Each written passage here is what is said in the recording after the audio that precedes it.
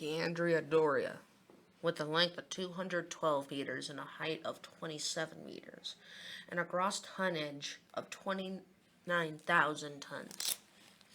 A top speed of 26 knots. This ship was big and fast. On June 16th, the Andrea doria was launched and the construction of the vessel continued, and the passenger capacity was around 1,200 people. The Stockholm at 525 feet and a gross tonnage of 12,000. It was launched on September 9th, 1946, and had a passenger capacity around 350 people, but it was refitted to hold 548 passengers. The disaster. The Andrea doria was heading en route from Gibraltar to New York.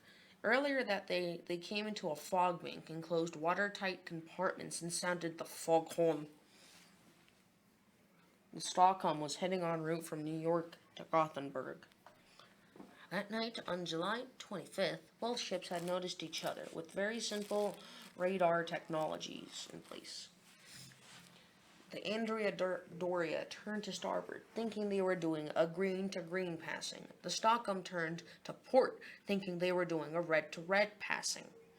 But when both ships saw each other, it was too late. The Andrea doria turned hard to starboard, and the Stockholm turned hard to port.